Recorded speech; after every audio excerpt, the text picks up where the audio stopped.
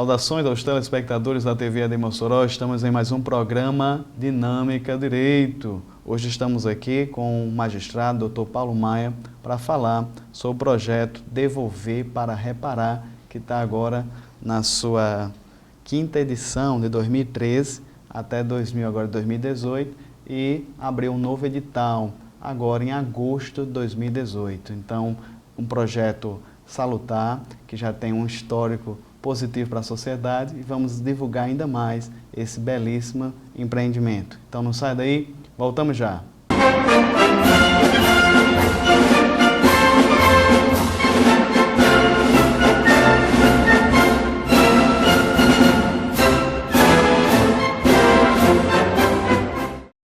Estamos de volta com a nossa conversa com o Dr. Paulo Maia, magistrado desde 2004, 14 anos, esse jovem, né, eu brinquei com ele aqui no intervalo, um jovem precoce, né, desde muito jovem, já está na magistratura, mas ele já passou como procurador do Estado, no judiciário aqui do Rio Grande do Norte já foi juiz corregedor, já esteve na SMARN, está à frente da coordenação de juizados especiais e tem aqui a nosso carinho, nossa atenção. Já é a segunda vez que está aqui no Dinâmica Direito. Seja mais uma vez, Dr. Paulo Maia, bem-vindo ao nosso programa.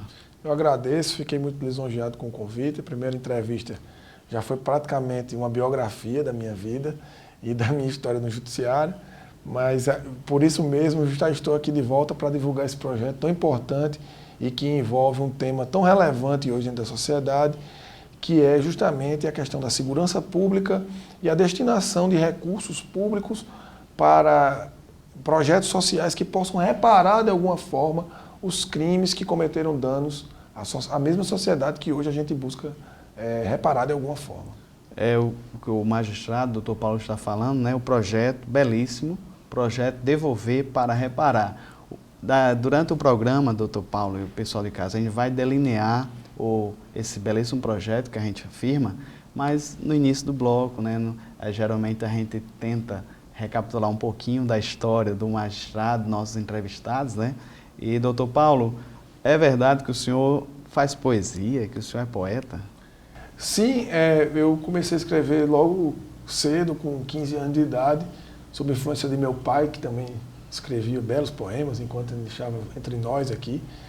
E eu guardava todos esses poemas em cadernos ainda manuscritos à mão desde a minha adolescência. Quando eu completei 30 anos, eu resolvi compilar tudo isso, que no meio tinha muita coisa que era aquelas declarações de amor, aquela coisa de adolescência.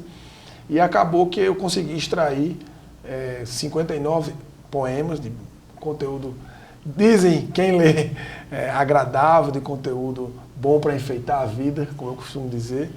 E lancei em 2008 esse livro, está completando agora 10 anos, um livro chamado Tempo Quanto Tempo. É um livro que inclusive ainda está disponível virtualmente na Amazon, né? Hoje não tenho mais edições físicas para vender, mas as edições virtuais ainda estão lá na Amazon, você pode comprar e ler no Kindle, em qualquer tablet, ou qualquer notebook, em que eu trato desses temas assim mais cotidianos, do amor, da saudade, da efemeridade da vida. É uma forma de também me afastar um pouco da dureza da profissão, principalmente eu que atuei tanto tempo exclusivamente na área criminal. Doutor Paulo, inclusive aqui nos bastidores a gente comentou que o senhor vem de uma série de audiências. Hoje o senhor teve cerca de 44 audiências. Então, no caso, escrever seria uma forma de escape dessa realidade, né, tão cruel que é o judiciário, esse desgaste do dia a dia, doutor Paulo? Sem dúvida. Eu acho que a imagem do juiz hoje, principalmente, ainda está muito atrelada a privilégios, a direitos maiores do que os outros, a salários enormes, mas a realidade é bem diferente, né? Principalmente nós juízes estaduais que atuamos aqui no primeiro grau de jurisdição, não estamos lá em Brasília, não fomos indicados, passamos por concurso público e as coisas só estão ficando cada vez mais difíceis. Até porque nós temos um compromisso muito sério com a população, com os jurisdicionados, de atuar bem. E para atuar bem a gente precisa de estrutura. Infelizmente, com a crise que assola todo o país e também o nosso Estado, a estrutura do Poder Judiciário vem diminuindo. E os juízes estão ficando cada vez mais assoberbados, né? Então, se a carga de processo já era elevada e nós tínhamos dificuldade de cumprir, como toda a população quer, rapidamente com os prazos e fechar e terminar os processos, agora, infelizmente, as coisas têm ficado ainda um pouco mais difíceis, porque a estrutura também vem diminuindo. E aí fica humanamente impossível do juiz dar conta de tudo. Mas isso não diminui nossa vontade, isso não diminui nosso esforço, que é diário e é constante, para julgar bem, julgar muito e ter eficiência no que faz. No caso específico, doutor Paulo, aqui em Mossoró, né, que tinha 4 juizados. Um era especificamente a questão criminal, o juizado especial criminal, e os outros 3 eram juizados especiais cíveis. De 2017 para cá houve uma pequena alteração, e pequena no nome, na nomenclatura, mas acredito que no trabalho de vocês deve ter alterado substancialmente. Sem dúvida, foi uma mudança, eu diria, radical. Os juizados especiais, quando eu cheguei em 2008, era um só. E isso fez com que se acumulasse muitos processos. Tem ideia? Quando eu cheguei eram 10 mil processos num único juizado, com todas as competências misturadas. Naquela época o tribunal e o país como um todo estavam se desenvolvendo e conseguimos ampliar esses juizados para 4. Isso ainda em 2008. E aí cada um com sua competência, como você já bem disse. E agora nós estamos retrocedendo, né? Além de nós termos misturado todas as competências de novo, que agora nós somos juizados civil, criminal e da fazenda pública, que é um tema bem complexo e bem diferente dos outros 2, né? Nós ainda estamos recebendo processos de outras comarcas que foram extintas, ou agregadas, como queiram. Como é o caso de Governador de Serra Rosada, aqui em Mossoró. Então nós recebemos processos de competências diferentes, nós recebemos processos de comarcas diferentes, e muitas vezes esses processos já vêm com anos se arrastando, e processos que estão ali mais complexos, né? Então realmente houve uma mudança muito grande. Eu compreendo plenamente as razões de ser do tribunal, tendo em vista a situação que nós passamos, financeira, de grave crise, e também assola o judiciário. Mas, ao mesmo tempo, não posso deixar de dizer que estamos, sim, passando por um retrocesso no que tange a estrutura. Porque agora nós temos que misturar todas essas competências e aumentar em muito o número de processos. O número de casos novos em Mossoró, por juizado, supera 300 por mês. Isso faria com que, tirando os dias úteis, cada juiz tivesse que sentenciar em torno de 10 processos por dia, o que torna o trabalho menos de menor qualidade. Se você for fazer algo assodado ou algo só para ter volume, para ter que julgar sem dar os cuidados necessários que todo caso deve ter, porque atrás de cada processo daquele tem pessoas, tem partes interessadas, então a qualidade cai. Então é uma coisa ou outra, ou você tem produtividade elevada, ou você tem essa rapidez. Temos que saber só pesar isso para que saia um trabalho de qualidade e que atenda ao que os jurisdicionados querem, que é uma sentença rápida. Doutor Paulo, é óbvio que não foi o ideal essa questão de misturar as competências de juizados, né? Civil, criminal e fazendário. Mas é evidente que o Mossoró carecia de juizados fazendários ao modelo que existia, no caso, em Natal. Aqui em Mossoró, no caso, só tinha 1 ou 2 varas de fazenda, mas os processos mais simples, de pouca complexidade, não tinha essa realidade. Se puder nos falar um pouquinho, doutor Paulo, sobre agora os juizados especiais fazendários, os casos mais comuns que o senhor pega, não apenas o senhor, mas todos os seus colegas dos 4 juizados de Mossoró. Você disse muito bem, Mossoró vivia um caso de exclusão única no Estado. Era a única comarca do Estado que não tinha essa competência de juizado fazendário. Todo o resto do Estado tinha. O ideal seria que tivesse criado um juizado especial da Fazenda Pública, sozinho, um a mais, né? Mas, de toda forma, nós estamos conseguindo dar andamento essas causas de menor complexidade dos juizados fazendários, que não são tão simples assim, porque envolvem, na sua maioria, problemas com servidores públicos, interpretação de leis estaduais e municipais, muitas vezes com problemas, leis com interpretações dúbias, com problemas de aplicabilidade em razão da questão orçamentária dos entes públicos municipais e estaduais.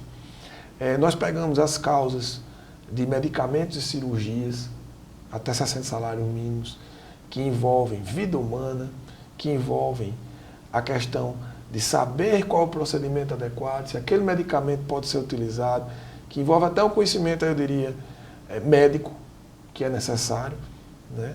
E também as causas contra a IPE, DETRAN, essas autarquias estaduais, que já, de vez em quando trazem problemas quanto à questão da aposentadoria, aplicação de multas, licenciamento de veículos. Então, é uma nova competência muito ampla, né? Até 60 salários mínimos é competência absoluta, ou seja, não pode sequer escolher entrar na vara da Fazenda Pública. Você é obrigado a entrar no juizado. Mas eu aí aproveito até para fazer observação para os advogados, para as partes, de que não deve se observar apenas o valor da causa, mas também a complexidade. Sim. Se há necessidade de perícia, por exemplo, não pode ser no juizado. Entendo. Ainda que o valor da causa seja inferior a 60 salários mínimos. Esse é o panorama que nós temos hoje em relação aos juizados fazendários. Muito bem, isso aqui é o Dr. Paulo Maia, magistrado, atualmente, né, no 4º juizado aqui de Mossoró. Ele que é poeta.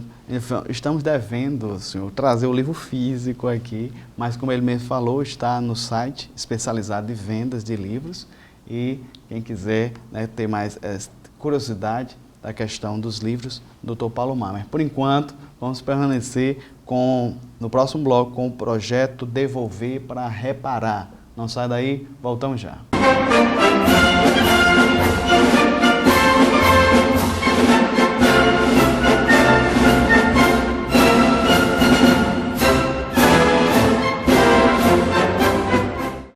Estamos de volta ao programa Dinâmica do Direito, aqui com o Dr. Paulo Maia, magistrado do 4º Juizado Cível aqui de Mossoró, que já não é mais cível, já tem a competência criminal, tem a competência fazendária, e o Dr. Paulo Maia está aqui para divulgar especialmente o projeto que ele vem desenvolvendo desde 2013, que é o projeto Devolver para Reparar.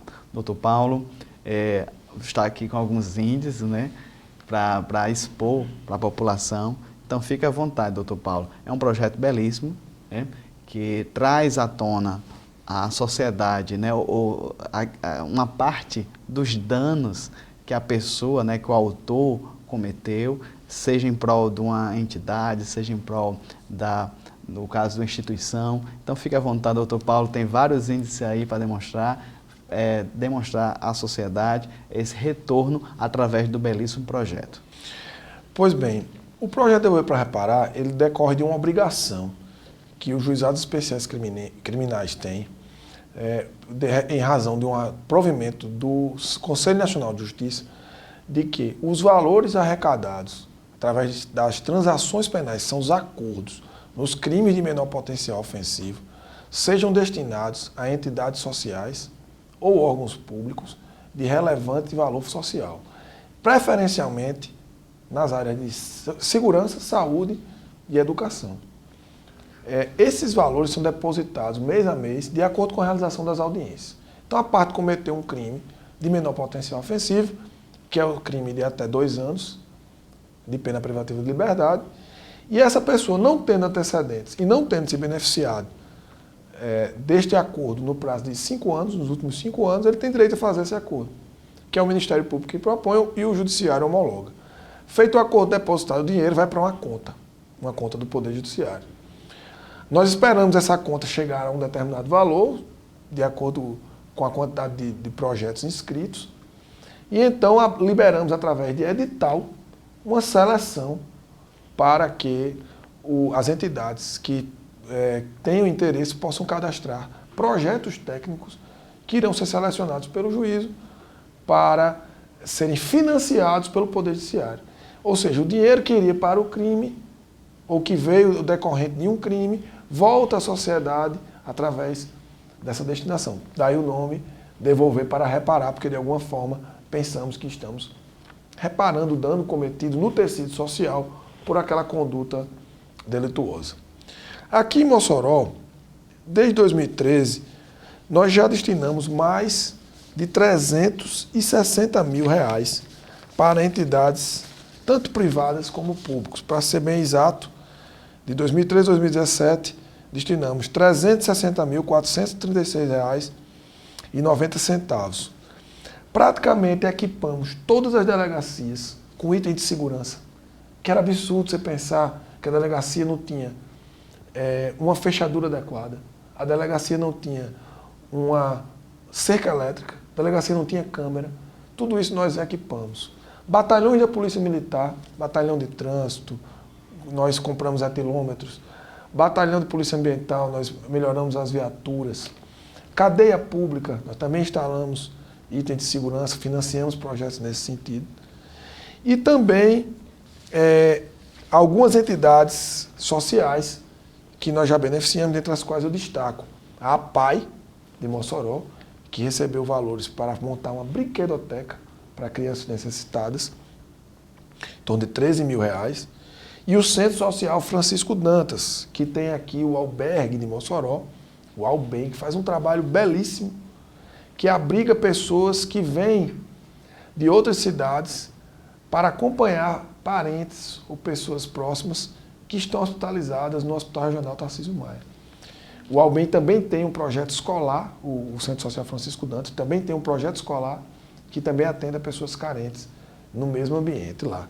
Então nós investimos R$ 27.734. Eu acho que esse é o projeto mais relevante socialmente que nós já apoiamos aqui em Mossoró. De forma que o Poder Judiciário sai um pouco da sua função, que é julgar, dirimir conflitos, buscar a paz social através das sentenças, das decisões, e vai fazer uma função eminentemente administrativa, de administrar recursos públicos, recursos esses todos que são destinados da forma mais rigorosa possível, com prestação de contas, com análise técnica dos processos administrativos que são gerados para este fim, e a seleção dos melhores projetos para que possamos ter um impacto social com esse dinheiro que vem do cometimento de crimes. Então a importância desse projeto não é só o que ele traz como consequência direta daquele financiamento, mas o sentimento de que o Poder Judiciário também pode contribuir com ações típicas do Poder Executivo para melhorar um pouco a sociedade local, devolver à sociedade local aquilo com que o Poder Judiciário tem que se preocupar, que é a melhoria da condição de vida de todos. No fim das contas, todos os três poderes têm que se atuar harmonicamente para melhorar a vida de todos. Não faz sentido o Estado existir e essa sua divisão em três poderes se não for para conseguir o bem comum, que esse é o objetivo maior. Então saímos um pouco do papel de julgar, saímos um pouco do gabinete e das audiências para ver aonde podemos ajudar socialmente, né? Ajudar em projetos que impactem a sociedade, especialmente na área de segurança pública, onde nós investimos hoje, até hoje, a maior parte dos recursos. E agora, neste edital, iremos voltar um pouco mais nossa atenção para as entidades que prestam serviços sociais relevantes, as chamadas entidades do terceiro setor ou organizações não governamentais, as ONGs. No caso específico, doutor Paulo, assim, a questão do edital 2018, vamos deixar para o terceiro bloco. Mas é sensível ao pensamento de vocês, é interessantíssimo a questão de buscar a questão da segurança pública. Até bem pouco tempo, doutor Paulo, a gente chegava, eu como advogado, imagine você chegar numa delegacia, que o banco onde você iria sentar, o estofado, todo saindo, você vê lâmpadas, doutor Paulo, apagadas. Você via interruptores, doutor Paulo, saindo de tão desgastados que estavam, não tinha nem um risco até de vida de quem chegasse lá. Fio solto, né? Então, o que acontece, doutor Paulo? Na minha mente, Quando eu vi essas mudanças positivas, né, o estofadozinho melhor, quando eu vi essa parte elétrica melhorando nas delegacias, eu pensava que era questão do governo do Estado. O governo do Estado estava priorizando a segurança pública. Mas eu percebo o brilhantismo de vocês. Imagino até mesmo não apenas a população que vai visitar o local, que está necessitado daquele serviço da segurança pública, mas eu imagino que a própria equipe de agentes, né, a própria equipe dos policiais, delegados, devem ter mudado a sua postura. Poxa, você trabalhar no lugar onde você se sente dignificado. Isso é importante, né, doutor Paulo? Sem dúvida. Eu também fiquei chocado com a situação das delegacias. Eu cheguei a saber de furto de arma de policial dentro da delegacia. Ora, a delegacia não tinha segurança para que o policial guardasse sua própria arma lá. Quanto mais para guardar os presos que ficam ali temporariamente, para guardar processo em que a pessoa pode ser punida ou não. A parte estrutural realmente caindo aos pedaços, não tem outro nome, você descreveu muito bem. Nós investimos na reestruturação dos prédios, não é para que o delegado policial viva no luxo, não são palácios. Pelo contrário, são delegacias bastante usuais, que tem que atender o cidadão. Então quem vai lá tem que sentir que aquele lugar tem um mínimo de estrutura para poder desenvolver um trabalho, que é um trabalho essencial, que é um trabalho de investigação, que é um trabalho de receber a população, de muitas vezes resolver conflitos, porque ali na delegacia muitas vezes se resolvem conflitos que não vão ao judiciário, porque o delegado agiu de forma correta, trouxe as duas partes para conversar, mostrou uma solução alternativa. Então, essa reestruturação das delegacias, também das cadeias públicas e dos batalhões, visa dar dignidade a quem trabalha e a quem precisa desse tipo de trabalho. Porque de nada adianta você ter um prédio bonito e bem pintado, né, se aquilo dali não decorre um trabalho bem feito. E da mesma forma, você muitas vezes não consegue fazer um trabalho bem feito por falta de estrutura física mínima. Ora, o delegado não vai mais querer nem deixar sua arma em cima da mesa dele, correndo o risco dele sair, voltar, a tranca da porta não tinha menor segurança, ser arrombada e levar a arma do próprio delegado, como aconteceu aqui. Então, isso são coisas que a gente detectou e viu que eram prioritárias. Em outras comarcas do estado, é bom que se diga, isso é feito também é destinado, toda e qualquer comarca tem essas verbas, então eles destinam. Há algumas comarcas que são menores, que só tem uma delegacia, então a destinação muitas vezes é para outros fins, como projetos sociais relevantes também. Às vezes, lá em Currais Novos, o colega Marcos Vinícius, que até agora apresentou uma tese de mestrado sobre isso, é um pioneiro nesse tema. Ele já fez corrida de rua para tirar menores da droga, do crime, já fez concurso literário com esse dinheiro, já fez acampamentos literários. Então, no estado todo, há iniciativas do judiciário nesse sentido. Lembro aqui também a colega Kátia, que em Apodi construiu uma cadeia pública, reconstruiu uma cadeia pública, e ela implantou o método APAC, que é um método revolucionário, né, no que se refere a tratamento de presos, em que eles mesmos cuidam da cadeia, têm suas obrigações, e cuja reincidência é menor do que 10%. Ao contrário do sistema prisional tradicional, cuja reincidência é superior a 80%. Então, são iniciativas do Estado todo. Aqui, nós demos essa contribuição, voltamos bastante os olhos para a segurança pública em razão de tudo que você falou. Mas, agora vamos dar uma pausa e vamos voltar os olhos também para projetos sociais que não estão diretamente relacionados à segurança pública. Muito bem, isso aqui é o Dr. Paulo Maia, está falando sobre o projeto Devolver para Reparar. Fizemos aqui no segundo bloco uma pequena retrospectiva, 2013 para cá. E no terceiro bloco, não saia daí, vamos falar aqui do edital 2018. ONGs, entidades que podem se cadastrar projetos sociais relevantes para serem aplicados pelas verbas do judiciário, vindas da questão pecuniária, apenas pecuniária. Então, sai daí, voltamos já.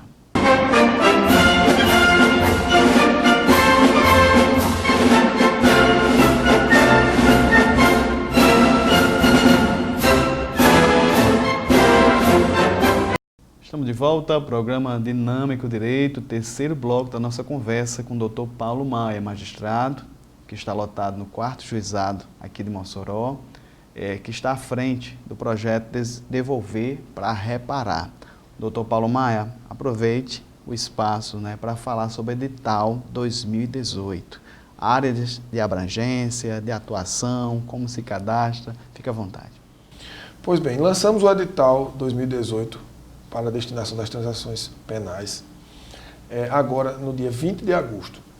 Primeiro, que são 30 dias a contar do dia 20 de agosto, em que as entidades interessadas podem cadastrar-se e cadastrar os seus projetos técnicos junto ao 4º Juizado da Fazenda Pública, que fica no 2º andar do Fórum de Barrador Silveira Martins, do Fórum local. Pela primeira vez, os 4 juizados estão lançando o projeto juntos. O edital foi lançado conjuntamente, assinado pelos 4 juízes, e significa que nós teremos um montante de recursos somado dos 4 juizados. Hoje, penso que está em torno de R$100 mil, a quantia que nós conseguimos juntar nesse período, e cada projeto poderá ter o valor máximo de R$15 mil. Então, nós pensamos, caso as entidades apresentem projetos próximos ao valor máximo, que nós iremos poder beneficiar de 6 a 8, no máximo 10 entidades neste edital de 2018. Como eu disse no bloco anterior, já passamos dos R$360 mil, Então vamos chegar agora a praticamente R$500 mil destinados a projetos com este intuito. As entidades que devem se cadastrar, elas podem saber o que precisam através de 2 formas. Primeiro, através do edital que foi publicado no Diário Oficial e está disponibilizado no site do Tribunal de Justiça, www.tjrn.jus.br. Dentro do site tem lá juizados especiais, o ícone, e dentro dos juizados especiais tem a cartilha completa do Devolver para Reparar. Quem tiver dúvidas também pode ligar para a Secretaria do 4º Juizado Especial ou para a coordenação dos juizados especiais em Natal, através do e-mail cordjec26rn @tjrn.jus.br ou no telefone do Complexo Judiciário. Em Natal, esse atendimento é feito não presencialmente. Então, presencialmente aqui no 4º Juizado e através do telefone ou e-mail na coordenação dos juizados. Basicamente, o que precisa para se cadastrar é que a entidade esteja regularmente constituída. Tem que ter um CNPJ, tem que ter um representante eleito ou indicado através de ata registrada em cartório, tem que estar regularizada. Por quê? Como eu disse anteriormente, é dinheiro público. Então, essa pessoa que irá cadastrar o projeto e que será responsável pela execução do projeto, ela deverá se responsabilizar por todos os atos do processo. Então, no momento da destinação, ela vai receber o dinheiro público para investir naquilo em que ela se cadastrou. E isso será fiscalizado passo a passo. Então, ela terá que se responder em qualquer desvio desse dinheiro. Nós não podemos pensar nem de longe em ter qualquer corrupção dentro desse sistema, porque nós estamos dentro do judiciário e isso não será admitido de forma alguma. Então, isso é fiscalizado pelo controle interno do tribunal, por mim, pelo Ministério Público e ainda vai para o Tribunal de Contas. Tudo isso é analisado, então é realmente totalmente dentro de um sistema de lisura. Mas isso que não assuste as pessoas para que achar que é algo muito complexo de apresentar. Não é. O que precisa é seguir um roteiro técnico que está anexo ao edital e também está nesses canais que eu falei agora há pouco, disponibilizados, e você vai simplesmente preencher esse roteiro técnico. Qual o nome do projeto? Quanto tempo dura? Qual a verba necessária? Quem vai executar? São coisas que tem que ter no projeto. Se se tratar da aquisição de produtos ou serviços, obrigatoriamente você vai ter que apresentar 3 orçamentos. É como se fosse uma mini licitação, feita pela própria parte interessada. Certo? É vedado o custeio da entidade, ou seja, eu não posso pedir dinheiro para pagar salário de pessoa da entidade, para pagar aluguel de prédio, para pagar imposto devido. é efetivamente para implantar uma coisa nova. Então você tem uma ideia na sua entidade, minha entidade hoje tem uma cozinha que atende pessoas carentes, faz sopão para entregar à noite para pessoas sem teto. E eu produzo 50 quentinhas por noite. Eu queria duplicar isso, queria fazer 100 quentinhas por noite. Então o que é que eu preciso? De um fogão industrial, pronto. Isso nós podemos atender. Mas nós não podemos pagar, por exemplo, quem vai cozinhar. Ou pagar uma feira mensal. Não tem mais esse tipo de destinação. É bom lembrar que esse projeto ele vem daquela antiga coisa de vamos doar uma cesta básica para se livrar do crime. Doa uma cesta básica, vai lá na Mantino Câmara. Eu sempre me lembro da Mantino Câmara porque as pessoas sempre iam lá. E deixavam uma cesta básica, deixava itens de higiene e trazia o processo. Agora não é mais assim. Você precisa cadastrar um projeto técnico. Ficou um pouco mais burocrático, porém tem efeitos muito maiores. As consequências sociais são bem mais interessantes. Por exemplo, como eu falei aqui, a construção do albergue de Mossoró. Foi financiada em parte com esse dinheiro. Né? Então, é importante que a entidade esteja regularmente cadastrada, tenha uma pessoa responsável e apresente o projeto técnico com os requisitos básicos que estão previstos no anexo do edital. Basicamente é isso. Só deixando bem claro, doutor Paulo, na sua fala, que a entidade, a pessoa jurídica, não pode ter fins de maneira nenhuma lucrativos. Exemplo, fundação, associação, né? Isso, doutor Paulo? Exatamente. São as chamadas ONGs, né? Entidades do terceiro setor, que não têm fins lucrativos. O objetivo é sempre destinar para pessoas jurídicas que têm essa finalidade social, né? E que possa apresentar um projeto que venha a ser contemplado com alcance social, que tenha relevância. Né? Você pode dizer que alguma coisa, algum projeto, ele pode ser importante ali para aquela associação, para aquela fundação, mas só para os seus membros, isso aí não vai ser aceito. Tem que ter um impacto na sociedade. E isso tem que estar descrito no projeto. Né? No caso, o senhor falou que nas outros momentos, a prioridade é a segurança pública, mas vocês no edital já abriram para a questão da saúde pública e educação. Exatamente. Os critérios do provimento do CNJ que regulam o tema dizem que será dado preferência para essas três áreas, segurança pública, educação e saúde. E dizem ainda que as entidades serão escolhidas dentre aquelas que mantenham pessoas que cumprem prestação de serviço à comunidade. Por quê? Porque a gente às vezes tem dificuldade de acolhimento de pessoas que fazem uma transação penal de cumprimento de prestação de serviço e não tem para onde ir. Porque as entidades não querem, tem a ver com crime e tal, enfim, não querem. Então o CNJ colocou alguns critérios, dentre os quais esses, né, de que a entidade tem que prestar um serviço relevante social dentro dessas três áreas, ou que também receba, para fins de cumprimento de prestação de serviço à comunidade, aqueles presos ou aquelas pessoas que foram submetidas a essas penas alternativas. Doutor Paulo, tem algum tempo, assim, por exemplo, de abertura da entidade? A entidade tem que estar ativa há 1 ano, 2 anos, ou não tem esse critério mínimo de abertura da entidade, da associação, da fundação? Não, não tem essa exigência. O que a gente pede, muitas vezes há uma falha, é porque as entidades, elas têm eleição, tem a ata da eleição e a ata não é registrada em cartório. São entidades, às vezes, que são desprovidas de alguém com orientação técnica jurídica mais, digamos assim, mais dirigida para esse tipo de coisa. Às vezes isso causa uma dificuldade, eu sei. Por exemplo, a própria Mantino Câmara que eu acabei de citar aqui nunca apresentou um projeto. E era um dos locais que a gente mais destinava quando era nessa época das cestas básicas. A gente sabe que é uma instituição séria, que precisa de dinheiro para gerir suas atividades, mas que, ao mesmo tempo, precisa ter um pouco dessa burocracia, porque, como eu disse, é dinheiro público.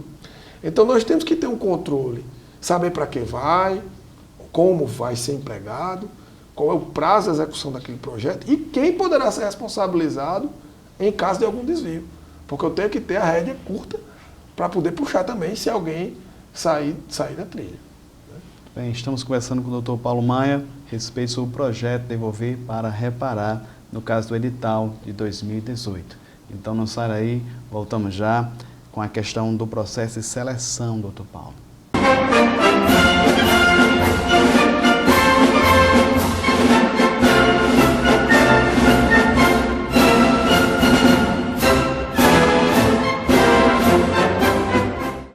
Estamos de volta ao programa Dinâmica, o Direito, quarto e último bloco da nossa conversa com o Dr. Paulo Maia, ele que está divulgando o edital 2018 do projeto Devolver para Reparar.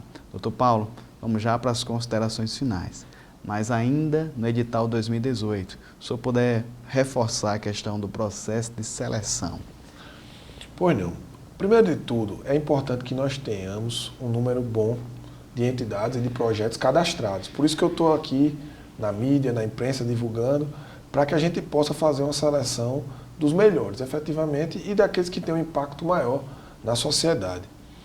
Apresentado o projeto e cadastrado a entidade, imediatamente os autos do processo vão ao Ministério Público, que vai dar um parecer prévio sobre a viabilidade daquele projeto e a regularidade da instituição. Feito isso, se houver alguma diligência a ser feita nessa parte burocrática de regularidade da instituição ou até mesmo da forma que foi apresentado o projeto, nós abrimos um prazo para a entidade se manifestar e emendar, ou seja, corrigir algum defeito que haja.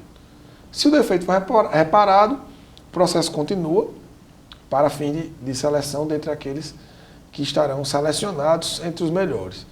Se houver qualquer problema nessa fase, a instituição não conseguir corrigir, o projeto é descartado, certo? Então a entidade é eliminada deste certame para o ano em que está inscrita, né? Podendo se cadastrar nos posteriores. Então, estando regular a instituição, estando corretamente apresentado o projeto, o juiz ouve novamente o Ministério Público sobre o mérito do projeto, e aí retorna para que o juiz diga qual será aquela entidade que irá receber. Então eu posso ter 10, 15, 20 projetos aprovados, mas eu só vou destinar a 6, a 8. Dependendo do quê? Do valor do projeto, da viabilidade do projeto e do impacto social daquele projeto. Lembrando, o que eu disse no outro bloco, que serão prioritariamente destinados para as entidades que apresentem projetos na área de segurança, educação e saúde e que recebam em suas entidades pessoas que estão cumprindo plena prestação de serviço à comunidade. Isso aí é uma prioridade prevista na norma que rege o tema. Escolhida a entidade, as entidades, melhor dizendo, e os projetos, o juiz emite um alvará judicial e é o responsável técnico pelo projeto, vai até o banco e saca o dinheiro, né? Então ele vai negociar junto aos fornecedores, lembrando que são 3 orçamentos, obviamente você vai pegar o menor orçamento. Então ele vai junto ao fornecedor que apresentou o menor orçamento, seja de produto ou serviço, e aí irá adquirir aquele produto ou serviço e terá que prestar contas, nota fiscal, com nota fiscal. Isso é uma coisa importante. Muitas vezes as pessoas dizem, eu quero fazer uma reforma aqui na estrutura que abriga os menores que tiveram algum problema com a lei.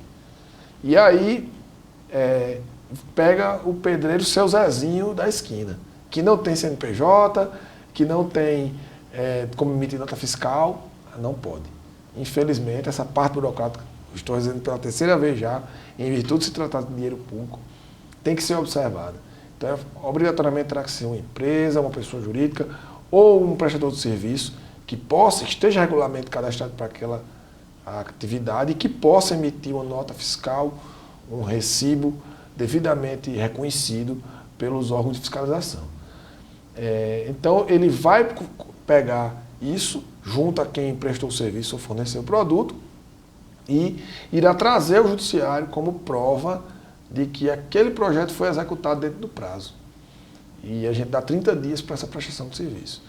Não sendo cumprido, a gente manda corrigir também, né? E eles têm mais um prazo aí de 15 a 30 dias para corrigir.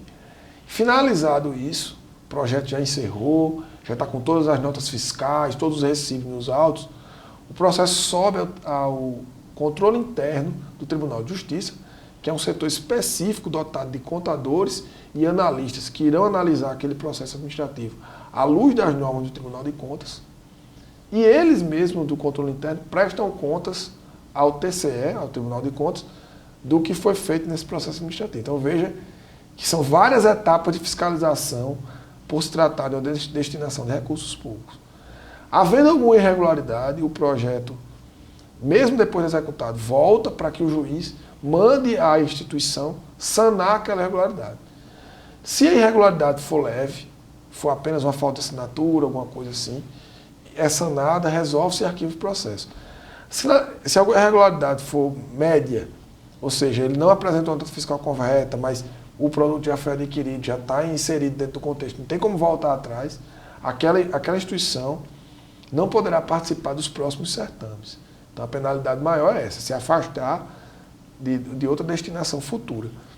Caso a penalidade seja grave, ou seja, o dinheiro foi desviado, aí a pessoa responsável pela execução do projeto irá responder civil, administrativo e penalmente por aquele desvio. Até hoje nós não tivemos nenhum problema grave, ainda bem. Sobe para o controle interno e volta, e são pequenas irregularidades, falta de assinatura, carimbo, verificação de nota fiscal, que a gente manda a entidade corrigir e é corrigido. Então não é nada para assustar ninguém. Eu não digo isso, porque quando a gente fala, vai se responsabilizar tal, a pessoa, vixe, eu não vou mais apresentar. Porque há um rigorismo, mas é um rigorismo que não passa, não é exagerado, ele é normal para o fim que se destina. Ou seja, o mínimo que a gente pode exigir quando se está empregando recursos públicos é que você tenha comprovação da aplicação daqueles recursos, e a comprovação se faz através de notas fiscais e de recibos e de assinaturas devidamente apostas a cada ato da execução do projeto. Doutor Paulo Maia, vamos às considerações finais, doutor Paulo. Desde já, em nome da Assembleia de Deus, em nome dos pastores, da TVAD, o meu muito obrigado. Desde já, parabenizando o belíssimo trabalho que o senhor está à frente, o projeto Devolver para Reparar. O senhor falou aí da PAI, já tem uma tradição, já está no meio há muito tempo, exercendo as atividades de interesse social em prol da sociedade, mas essa AUBEM, por exemplo, eu só ouvi falar agora a partir do projeto de vocês. Eu acredito que era um sonho de uma pessoa de bem, uma pessoa com boas intenções. A partir do momento que essa pessoa, né, ela começa a formalizar através do CNPJ, através de uma diretoria, a poder formalizar aquele sonho que ele teve. Então, como o senhor mesmo falou, doutor Paulo, a pessoa tem que ter o interesse, tem que ser uma pessoa de bem e dar esse intuito de querer formalizar através de uma fundação, de uma associação, para poder receber dinheiros públicos, como o senhor mesmo falou. Especificamente, doutor Paulo, o senhor quiser reforçar algum ponto, essa questão da inscrição foi dia 20 de agosto, foi essa semana, tem mais 30 dias. Isso, 20 de agosto foi a abertura e nós estaremos abertos durante 30 dias, né, na Secretaria do 4º Juizado, 2º andar do Fórum do Embaixador Silveira Martins. Eu fico como consideração final de ver como existem ainda pessoas boas na face da terra. A gente se desilude muito, principalmente eu que atuo em área criminal, com a maldade, com a crueldade do ser humano, que está presente entre nós, infelizmente. Mas, ao mesmo tempo, através desse projeto, através das ações de pessoas que só têm um interesse, ajudar o outro, como a gente ainda pode ter esperança que as coisas possam melhorar. Eu hoje mesmo estava comentando com um amigo meu que a gente reclama tanto, reclama da segurança, reclama da saúde, reclama da falta de melhores condições, de tudo, mas faz muito pouco. E esse tipo de projeto que é desenvolvido por pessoas igual a nós, que estão aí simplesmente com o interesse de ajudar outras pessoas que não puderam ter acesso às mesmas coisas que nós temos. Isso nos dá esperança, isso nos incentiva Isso nos dá vontade de fazer coisas que vão além até do meu dia a dia de trabalho, como eu disse, de julgar, de fazer sentença, de fazer decisão. Eu estou aqui, estou indo às televisões, estou indo às rádios, conversando, mostrando esse projeto, não como envaidecimento pessoal, porque esse projeto não é meu, é do Poder Judiciário, mas como uma forma de dizer, nós também podemos mudar alguma coisa. Vamos pensar nisso, vamos pensar como nós podemos mudar e depois de pensar, vamos agir, vamos efetivamente fazer alguma coisa para mudar a realidade das pessoas que precisam e não são poucas. Né? Muito bem. Serve também para o doutor Paulo. Eu acredito que para esse certame 2018, talvez não sirva nesse momento. Mas se pessoas de bem estejam nos assistindo, doutor Paulo, se arregimentarem entre si, formarem cada dia mais associações, não como muitas laranjas por aí, só para pegar, captar dinheiro público, mas para atuar no bem comum, como o senhor mesmo falou. Poderão, quem sabe, 2019, o senhor está aqui, vai divulgar outro certame e ela possa, junto com seus pares, poder promover, como a gente falou. Ela tem boas intenções, ela quer fazer o bem, mas ela não sabe, né? Dinheiros, destinação pública, como o senhor mesmo falou, está aí para ser encaixado em alguma entidade, mas ela só tem o sonho. Então, projetos belíssimos, eu fico feliz, eu espero que com a divulgação do projeto de vocês do Poder Judiciário, outras entidades ou mesmo poderes, como por exemplo, Poder Executivo, Poder Legislativo, essa sensibilidade. Tem muitas multas, doutor Paulo, no meio do processo executivo, que a gente não sabe para onde vai. Volta para aquela entidade, volta para aquele fundo, a gente não sabe para onde é que vai esse dinheiro. E eu espero, com o Poder Judiciário dando esse belíssimo exemplo, quem sabe os outros poderes possam também se sensibilizar em devolver para a sociedade e a sociedade ver onde aquele dinheiro está sendo aplicado. Perfeito, e isso é a transparência, né? Nada além do que isso. Transparência no emprego de verbas públicas. E isso, neste projeto, do início ao fim, vocês vão ter, tenho certeza. E eu agradeço mais uma vez a todos e desejo que as entidades se cadastrem e que nós possamos ter um resultado bastante positivo e favorável. Muito bem, isso aqui é o doutor Paulo Maia, magistrado do 4º Juizado aqui de Mossoró. Falamos um pouquinho do projeto belíssimo, projeto Devolver para Reparar, que está na sua 5ª edição, desde 2013 para cá. E divulgamos o edital, mais uma vez reforçando, 30 dias a partir de 20 de agosto para as entidades, fundações, associações se cadastrar com projetos de interesse social relevante, como segurança, saúde e educação. Doutor Paulo divulgou aqui o trabalho, mais uma vez muito obrigado, e você permaneça com a programação da TV AD Mossoró, com os eventos, com os cultos, e até o próximo sábado com